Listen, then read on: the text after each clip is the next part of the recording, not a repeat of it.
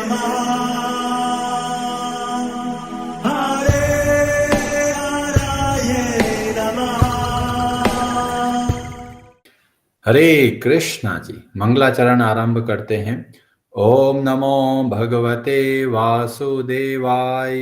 ओम अज्ञानतिमिरान्धस्य ज्ञानाञ्जनशलाकया चक्षुरोन्मीलितं येन तस्मै श्री गुरवे नमः। नमः ओम विष्णुपादाय कृष्णप्रेष्ठाय भूतले श्रीमते भक्तिवेदांत स्वामिनिति नामिने। नमस्ते सारस्वते देवे गौरवाणी प्रचारिणे निर्विशेष शून्यवादी पाश्चात्य देश तारिणे। जय श्री कृष्ण चैतन्य प्रभु नित्यानंद श्री अद्वैत गदाधर श्रीवासादि गौर भक्त वृंद। हरे कृष्ण कृष्ण कृष्ण हरे हरे, हरे राम राम राम हरे हरे। कार्पण्य दोषोपहत स्वभाव पृच्छामि त्वां धर्म सम्मूढ़ चेताः।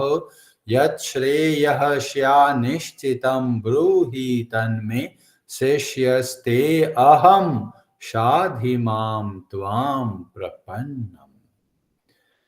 हरे कृष्णा जी। भगवद गीता आरंभ करते हैं। अध्याय 3 श्लोक नंबर 2। ब्रजेश्वरी जी आप पढ़ेंगे संस्कृत। हरे कृष्ण। व्यामिश्रेणेव वाक्येन बुद्धिं मोह्यसीव मे तदेकं वद निश्चित्य येन श्रेयो अहम् आप्नुयाम्। हरे कृष्ण। हरे कृष्ण। व्यामिश्रणेव अनेकार्थक एव मानो वाक्येन शब्दों से बुद्धिम बुद्धि मोहयसी मोह रहे हो एव मानो मैं मेरी तत् अतः एकम एकमात्र वद कहिए निश्चित्य निश्चय करके येन जिससे श्रेयः वास्तविक लाभ अहम मैं आपनुयाम पा सकूं। आपके व्यामिश्रित अनेकार्थक उपदेशों से मेरी बुद्धि मोहित हो गई है, अतः कृपा करके निश्चय पूर्वक मुझे बताए कि इनमें से मेरे लिए सर्वाधिक श्रेयस्कर क्या होगा। हरे कृष्णा जी। भगवान श्री कृष्ण की वाणी को सुनकर अब अर्जुन यह प्रश्न करते हैं अध्याय 3 में कि आपकी वाणी कैसे है। व्यामिश्रेण, मिश्रित मतलब बहुत ऐसा लग रहा है, भ्रमित है, हो रहा है। और क्या भ्रमित हो रही है? बुद्धि मोहयसीव में, यह जो मेरी बुद्धि है वह भ्रमित हो रही है। जबकि हम भगवत गीता के अध्याय 2 को देखते हैं तो हमको पता चलता है भगवान श्री कृष्ण ने इतने सारे बातें बताई, पर सबका मूल है कि अपने कर्तव्य कर्मों को अच्छे से करो। पर अर्जुन के मन में पहले से ही यह निर्णय था कि मैं युद्ध नहीं करूंगा। तो वो देख रहा था कि कौन सा ऐसा शब्द मिले जिससे मैं बोलूं कि देखो आपने बोला युद्ध नहीं करना है और इसीलिए मैं युद्ध नहीं करना चाहता। तो कई बार हम लोग भी क्या करते हैं, शास्त्रों का सहारा लेते हैं। और किसका सहारा क्यों लेते हैं? अपने मन की बात को मनवाने के लिए शास्त्रों में से उदाहरण देते हैं। तो हमको ऐसा नहीं करना है। जब शास्त्रों का अध्ययन करना है तो पुराने सारे विचारों को छोड़कर फिर शास्त्रों को हमें अध्ययन करना है। पुरानी बातों को दिमाग में रखकर जब शास्त्रों का अध्ययन करते हैं तो वो बातें ही ढूंढते हैं जो हमको चाहिए। और अर्जुन के इस प्रश्न से हमें ऐसा ही लगता है, क्योंकि भगवान श्री कृष्ण ने बहुत अच्छे से बताया, पर फिर भी अर्जुन वो बात ढूंढ रहे थे जाके युद्ध नहीं करना पड़े। पर भगवान ने कुछ जगह पर बहुत स्पष्ट शब्दों में बोला कि युद्ध करना है। तो यहाँ पर अर्जुन का प्रश्न होता है कि आपकी वाणी से मैं और भ्रमित हो रहा हूं। तो वास्तव में भगवत गीता हमको कभी भी भ्रमित नहीं करती। हम भ्रमित होते हैं अपने खुद की वजह से। तो भ्रमित हो गए, कोई चिंता नहीं। क्या करना है? प्रश्न करना है। कई लोग बहुत मंदिर जाते हैं कि जी हम तो वृंदावन 10 बार जाके आ गए, बहुत सारे मंदिरों के बहुत अच्छे से दर्शन कर लिए, पर क्या जीवन में परिवर्तन आया? नहीं आया, और आएगा भी नहीं। क्यों नहीं आएगा? क्योंकि कानों से भगवान के दर्शन नहीं किए। जब हम मंदिर जाते हैं, केवल दर्शन के लिए नहीं जाना है, केवल आरती के लिए नहीं जाना है। मंदिर जब जाते हैं, कुछ सीखने के लिए जाना चाहिए। और सीखेंगे कब? जब हम प्रश्न करेंगे। तो प्रश्न करना बहुत जरूरी है। जब हम प्रश्न करते हैं तो हमें कुछ बातें समझ में आती है। जब बातें समझ में आती है तो जीवन में परिवर्तन आता है। अगर बिना समझे मंदिर जा रहे हैं और दर्शन करके आ रहे हैं तो जीवन में ज्यादा परिवर्तन नहीं आएगा। और इसीलिए मंदिर जो होते हैं वो हमारा यूनिवर्सिटी है, एक स्पिरिचुअल यूनिवर्सिटी है, जहां पर जाकर हमको अध्ययन करना है।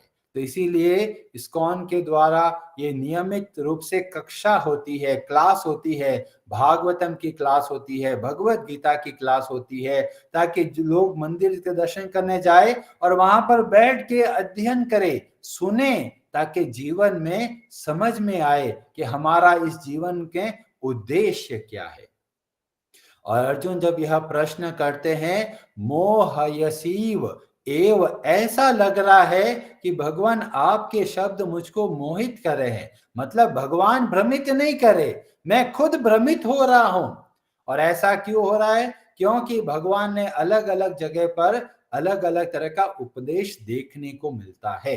जैसे दूसरे अध्याय के जब 37वें श्लोक में भगवान श्री कृष्ण बोला था, हतो वा प्राप्स्यसि स्वर्गम जित्वा वा भोक्ष्यसे महीम तस्माद् उत्तिष्ठ कौन्तेय युद्धाय कृत निश्चय। अब इस श्लोक में स्पष्ट रूप से बोला है कि तुमको युद्ध करना है, जो तुम्हारा दायित्व है। फिर थोड़ा और विस्तार से बताते हुए मूल सिद्धांत बताते हैं श्लोक नंबर 48 में। वहां पर बोला गया, योगस्थ कुरु कर्माणि, मतलब तुम्हारा जो कर्तव्य है उसको बहुत अच्छे से करना है, योग में स्थित होकर। पर अर्जुन कब भ्रमित हो गए? जब अगला श्लोक बोला, श्लोक नंबर 49, वहां पर बोला गया, दूरेण ह्य अवरम कर्म, जो बुरे कर्म है उसको दूर से ही छोड़ दो। अब अर्जुन को ऐसा लगा कि युद्ध तो बहुत बड़ा खराब कार्य है, तो भगवान तो बोल रहे हैं ऐसे कर्मों को छोड़ दो।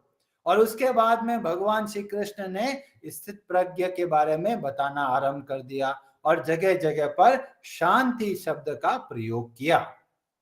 जैसे श्लोक नंबर 71 में बोला गया, निर्ममो निर्हंकार स शांतिम अधिगच्छति। तो जैसे ही शांति शब्द का सुना, अवरम शब्द का वर्ड सुना, तो अर्जुन को लगा कि भगवान श्री कृष्ण कहना चाहते हैं शांति की शिक्षा हमको ग्रहण करनी है। पर वास्तव में पूरे संदर्भ के अंदर भगवान एक ही बात को बताते हैं कि हमारे कर्तव्य कर्मों को समझकर बहुत अच्छे से करना है। और जो शांति की बात बताई गई, ये बाहर की शांति की बात नहीं बताई जा रही है, ये आंतरिक शांति की बात बताई जाती है कि मन को शांत रहना है, पर शरीर के द्वारा अपने कर्तव्य कर्मों को बहुत अच्छे तरीके से कार्य करना है।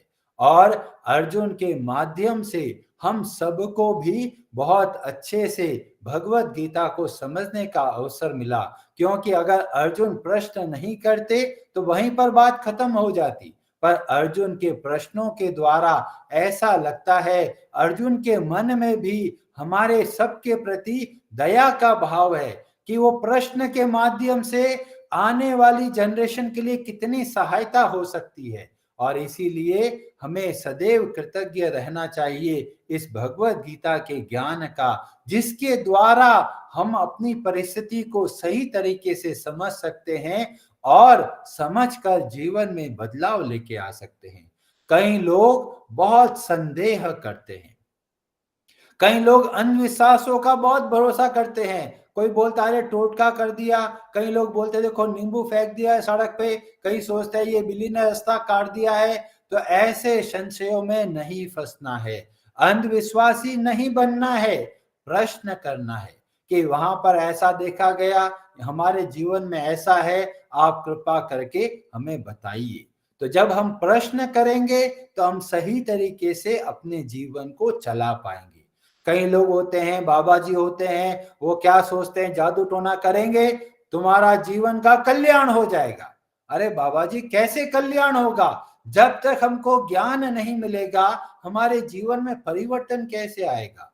तो ऐसे जो जो आशीर्वाद के भरोसे रहते हैं, सोचते हैं हमको कुछ प्रयास करने की जरूरत नहीं है, बाबा जी ने आशीर्वाद दे दिया, मेरा काम तो बन जाएगा। ऐसा नहीं करना है। हमें शास्त्रों का अध्ययन करना है, समझना है भक्तों के माध्यम से, और जीवन के अंदर जो भी द्वंद आता है, जो संदेह आता है, जो संशय आता है, उसको हटाते हुए चलना है। भगवत गीता के अध्याय 4 श्लोक नंबर 40 में वर्णन आता है। वहां पर भगवान श्री कृष्ण बोलते हैं, अज्ञश्च अश्रद्धानश्च संशयात्मा विनश्यति। जब मन के अंदर द्वंद होता है कि ये करूं या ये नहीं करूं, जब ऐसा संदेह की स्थिति आती है, तो वास्तव में उसमें हमारा पतन होता है, और ऐसा व्यक्ति न यहाँ पर सुखी रह सकता है, न आगे सुखी रह सकता है। तो बहुत बहुत जरूरी है कि हमको प्रश्न करना है, पर प्रश्न कैसा करना है जिससे कि हमारे जीवन में हम आगे बढ़े। फालतू के प्रश्न करने से ना आपको फायदा होने वाला है, ना जो प्रश्न का उत्तर मिलेगा उसका फायदा होने वाला है। तो ये बहुत जरूरी है, जब हम कोई प्रश्न करते हैं तो हमारे से संबंधित होना चाहिए, ताकि हमें कोई शिक्षा मिले। जैसे अगर हम लोग खाना बनाना सीख रहे हैं, तो खाने बनाने के संबंध में प्रश्न करते हैं, क्योंकि वो प्रश्न आएगा। क्योंकि अगर खाना पहले कभी बनाया नहीं है और पहली बार खाना बनाएंगे, तो बहुत तरह के प्रश्न आएंगे। ऐसे ही भगवत गीता के ज्ञान को जब हम अपने जीवन में उतारेंगे, तो अवश्य प्रश्न आएंगे। ऐसे प्रश्नों को जब पूछेंगे जिससे कि हमारे रास्ते के रुकावट दूर होंगे, और हम और अच्छे तरीके से अपना जीवन को जी पाएंगे। तो प्रश्न करना है, पर वो प्रश्न करना है जिससे कि हम भक्ति में आगे बढ़े। और उसके अलावा जो प्रश्न हमें कुछ सहायता नहीं देते, ऐसे प्रश्नों का ज्यादा लाभ नहीं है। और जब हम अपने शास्त्रों को देखते हैं, तो हमें पता चलता है कि सारे ग्रंथों के अंदर तरह तरह के प्रश्न भरे हुए हैं। चाहे आप श्रीमद् भागवतम लीजिए, चाहे भगवत गीता लीजिए, चाहे उपनिषद लीजिए। एक उपनिषद है प्रश्न उपनिषद, उसमें बहुत तरह के गंभीर प्रश्न करते हैं कि हम लोग यहाँ पर आके हमको करना क्या है। तो ऐसे प्रश्न जो हमें बताए कि हमारे जीवन को कैसे चलाना है, चीजों को कैसे देखना है, तो ऐसे प्रश्न के लिए हमारे जीवन में बहुत उपयोगिता है। ऐसे ही जब हम वाल्मीकि रामायण देखते हैं, तो वहां पर बहुत अद्भुत तरीके से पता चलता है। क्या पता चलता है?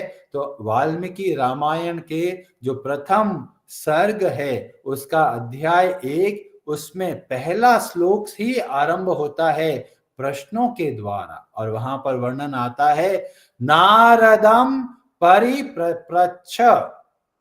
नारद जी से प्रश्न करते हैं। कौन करते हैं? वाल्मीकि मुनि पुंगव, मुनि श्रेष्ठ वाल्मीकि जी प्रश्न करते हैं। और कैसा प्रश्न करता है, ऐसा हमको पता चलता है प्रश्नों की क्वालिटी कैसी होनी चाहिए। और वहां पर बोला गया, को व अस्मिन् संप्रातम लोके गुणवान कश्च वीर्यवान धर्मज्ञश्च कृतज्ञश्च सत्य वाक्यो दृढ़ व्रतः। क्या इस संसार में, अस्मिन लोके, इस संसार में कोई ऐसा व्यक्ति है, कैसा? जो गुणवान हो, वीर्यवान हो, धर्मज्ञ हो, कृतज्ञ हो। तो वाल्मीकि जी ऐसा प्रश्न क्यों कर रहे हैं? ताकि हमको रोल मॉडल मिले, सोसाइटी में किस तरह के लीडर होना चाहिए उसके बारे में पता चले कि गुणों को महत्व देना है, ज्ञान को साइड में रखना है, आचरण कैसा है, क्या वो गुणों को धारण करते हैं। और उसके आधार पर ये वाल्मीकि जी बहुत महत्वपूर्ण प्रश्न करते हैं कि समाज के अंदर हमको लीडर चाहिए, ऐसे लीडर जो धर्मज्ञ हो, जो धर्म को समझते हो, कृतज्ञ हो, जिनके मन में कृतज्ञता का भाव हो, सत्य वाक्य, जो सदैव सत्य बोलते हो, ऐसे होने चाहिए एक लीडर के गुण। और जब हमारे समाज में भी अगर हमें लीडर का चयन करना है इलेक्शन के माध्यम से, तो हमें देखना है कौन शास्त्रों को समझता है और कौन हमें धर्म की ओर लेके जाता है, और ऐसे लोगों को हमें वोट देना चाहिए। पर बेकार के लोगों को वोट दे देंगे तो गलत पॉलिसी बना देंगे और आगे चलकर देश का ज्यादा नुकसान करेंगे। और इसीलिए बहुत जरूरी है कि लीडर के अंदर गुणों का ध्यान रखना। और हम सब लीडर है अपने परिवार में, अपने घर में, तो ये बहुत जरूरी है कि हमें भी ऐसे गुणों को धारण करना है। और वाल्मीकि जी के इस प्रश्न से फिर जो देव ऋषि नारद जी है वह बताना आरंभ करते हैं। इक्ष्वाकु वंश प्रभवो रामो नाम जने श्रुतः। और भगवान श्री राम का फिर वो बताना आरंभ करते हैं। बताने का मुख्य उद्देश्य क्या है कि हमें पता चले कि एक लीडर की योग्यता क्या होनी चाहिए, और इसीलिए ऐसे प्रश्नों का बहुत भारी महत्व है। हरे कृष्णा जी, आप सबका बहुत बहुत धन्यवाद। हरे हराये नमः।